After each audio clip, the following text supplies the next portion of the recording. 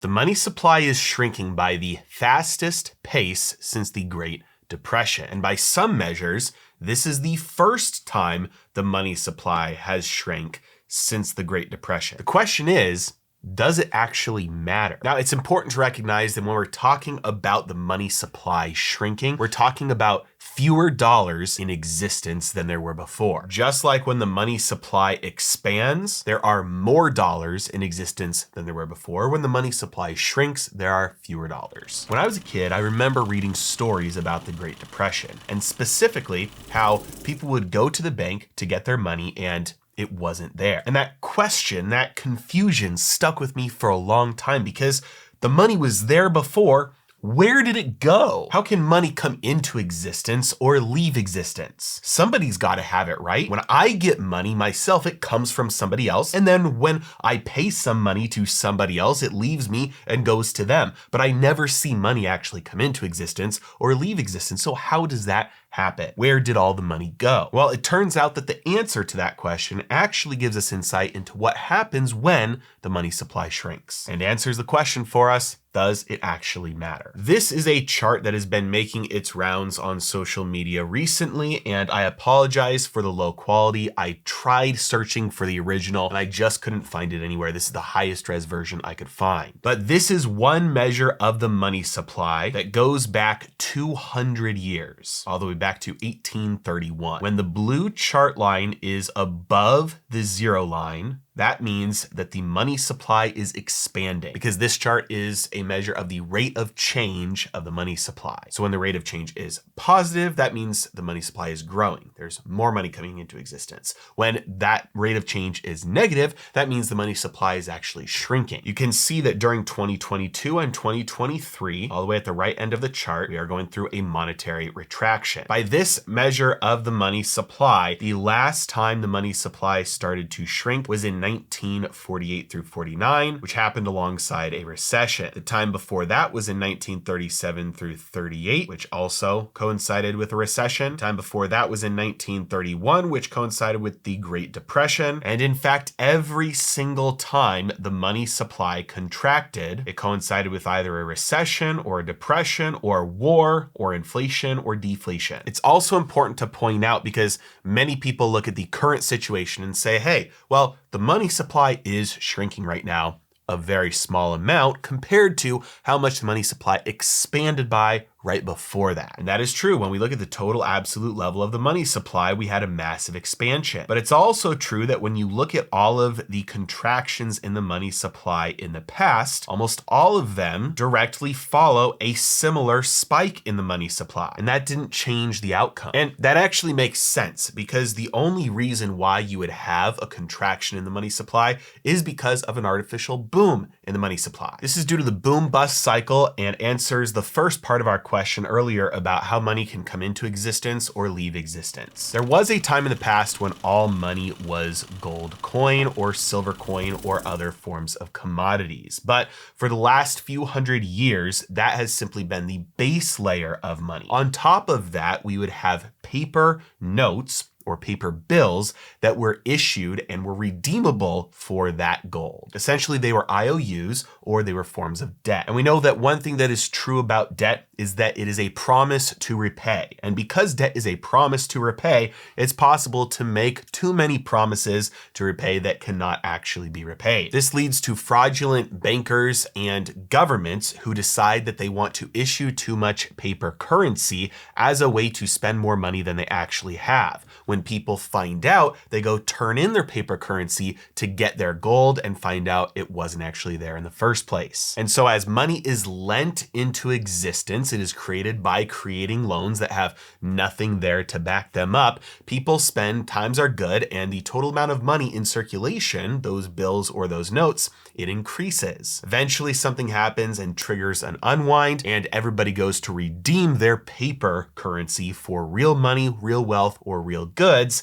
and the total amount of money in circulation plummets as it goes back to the base form of money. In the old case, that would have been gold or silver. But there's another way to measure the money supply growth, and this is a chart from long-term trends that goes back again to the 1800s, and you can see that by this measure, the money supply hasn't contracted since the Great Depression. It's gotten close a few times where it has approached zero, but right now is the first time where it is actually broken into negative territory. And this is the final measurement of the money supply growth rate as measured by the Federal Reserve themselves, but this data only goes back to 1982. We can see that never since the Fed started collecting this data has the money supply actually entered into contraction territory until now. So by multiple measures, the money supply is contracting right now. And it hasn't done this for at least decades, and by some measures since the Great Depression, but the extent to which the money supply is contracting is the most severe, at least since the Great Depression. Before that, it was fairly common. However, every time the money supply contracts, it's associated with at least recessions and depressions, and also sometimes wars, inflation, and deflation. But we have to take a look at this in more detail because it's not enough to just say, hey, the money supply is contracting. There's a few things that are very important to look at here. It's vital that we look at this in light of the actual absolute level of the quantity of money, as opposed to just looking at it from the standpoint of the rate of change. So this is a chart of M2, which is the money supply. And if we zoom in here, we can see that the money supply peaked in April of 2022. And for the next year until May of 2023, it was on the decline. However, it is curious that since May of 2023, the money supply flatlined and stopped decreasing. So when we measure the amount of money in the money supply today compared to 1 year ago, yes, it is lower, but the actual level of the money supply hasn't changed since May. Now, that should be very suspicious considering the Federal Reserve has changed nothing about their monetary policy in that amount of time. The quantitative tightening that they're doing with their balance sheet is still ongoing. The interest rate hikes and holding them high have continued. They have not changed anything. So why did the money supply stop shrinking suddenly in May and move sideways since then throughout the rest of the year? The answer to that is extremely important because it highlights, number one, what actually counts as money, and number two, what's going to happen as a result of this moving forward. But first, a word from today's sponsor, the Bullion Card from APMEX. The Bullion Card is a revolutionary new way to spend your fiat and earn precious metals. This card is developed by the trusted precious metals company APMEX. Now, this is very different than anything else you've seen in this space before. This is not buying gold and then using a debit card to spend that gold. Why would you want to do that? You want to spend and get rid of your fiat. You want to stack and store your gold. So the Bullion Card gives you a way to do that by using a credit card to spend your cash like you normally do with any other credit card,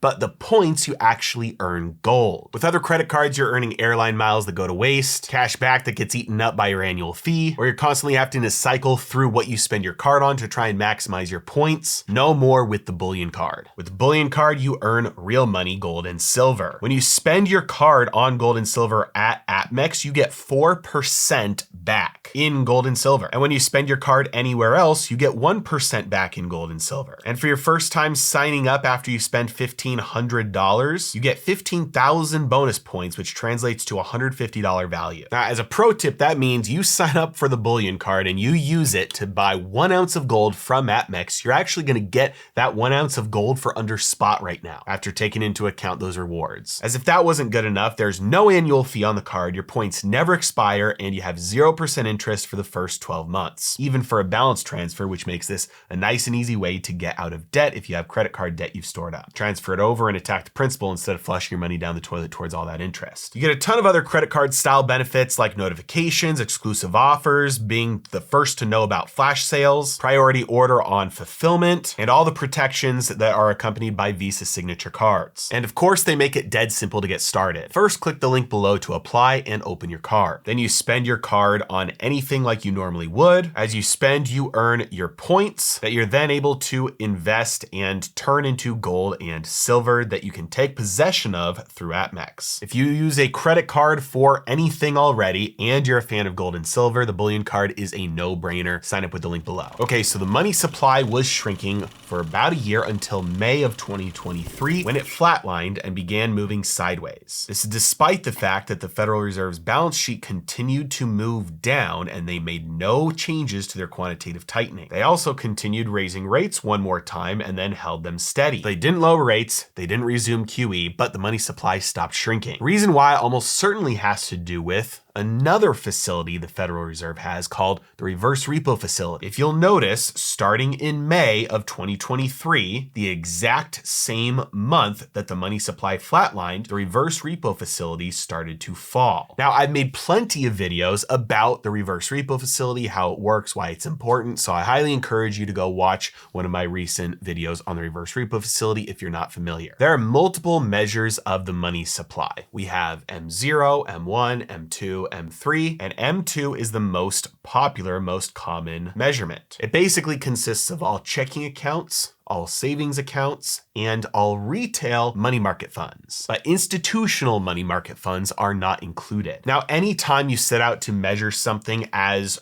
gray as the money supply, you're going to run into areas where you have to draw a line, and that line is somewhat arbitrary. Consider the thought experiment with me that the Federal Reserve decides to print $1 trillion, physical cash, but they ship it off to Mars, and it just sits there on a pallet on Mars. Would you say that counts as the money supply? Well, no, because it is so far removed, it's not possible for it to enter circulation or anybody to use it. So it basically just doesn't even exist as far as we're concerned. Okay, so what if you take that same pallet of money and you put it in a vault underneath the Empire State Building? And again, nobody has access to it. It's locked away. Nobody knows the combination, but it's there. Well, again, you'd still probably say, no, it doesn't count. Nobody can access it. Now let's say that $1 trillion is not in a vault underneath the Empire State Building. Let's say it's in an account that you can't access for the next 12 months. You can't pull a single dollar out of it. Well, should we say that the money supply is increased now, or should we wait until 12 months when you have access to it? Well, most people would probably say, we'll wait 12 months until you can actually access it because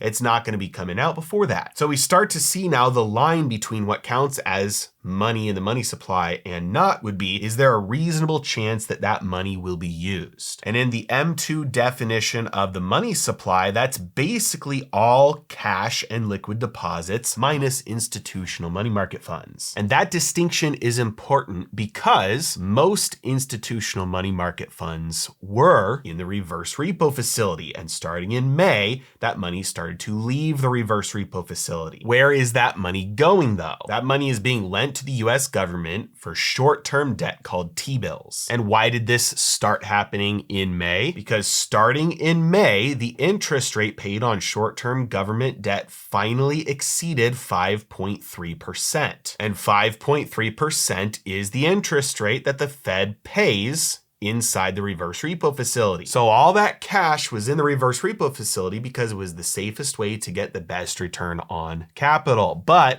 as soon as the government started borrowing more at those short-term rates, some of that cash said, oh, I'd rather get the higher rate instead. And as we know, when the government borrows, they borrow so that they can spend. And where do they spend? Into somebody's bank account, whether it's into the bank account of somebody receiving Social Security or a healthcare provider the government is paying for, or a military industrial complex, or the paycheck of a politician. That money is going into a bank account. And as we know, bank accounts are included in the money supply. So as the reverse repo facility dwindles down, that money gets recirculated into the system and reintroduced into the money supply. It's not a perfect one-to-one, dollar for dollar, because again, institutional money market funds are not counted in the money supply. But as we can see, it is enough to almost perfectly offset the quantitative tightening that the Federal Reserve is doing. This means once the reverse repo facility hits zero, and it should do so by January, February, or March of 2024, there will be no more excess cash that is currently being counted outside of the banking system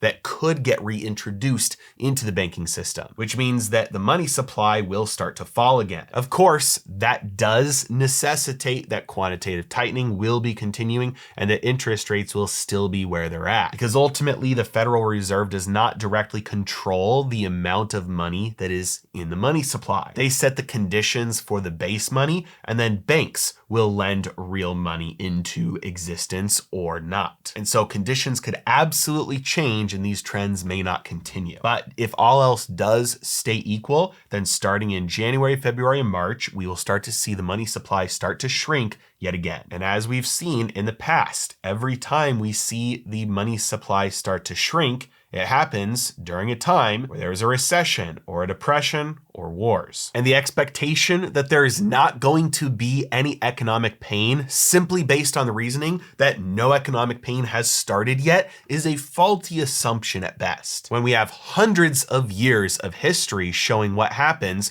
when the money supply starts to shrink, even when it follows an expansion of the money supply. We should probably lean on the data to be safe instead of just burying our heads in the sand and saying, well, this time must be different. And if you're an accredited investor interested in learning how to self-manage your portfolio to make money in any market and protect yourself from ever having large losses again, sign up for Heresy Financial University. Make sure you do it before December 31st and use code LASTCHANCE2023. You get your price permanently locked in at a 67% discount at just $99 a month. And if you've been following me for a while, you may notice that I run sales and discounts fairly regularly. But if you've been paying attention, you'll notice that when I say this price will never be offered again, it's never offered again. I'm consistently increasing the quality and the value of Heresy Financial University, and therefore the cost continues to go up. So when I say it'll never be offered at this price again, it will never be offered at this price again. So sign up with the link below and use LastChance2023 to get locked in forever. As always, thanks so much for watching. Have a great day.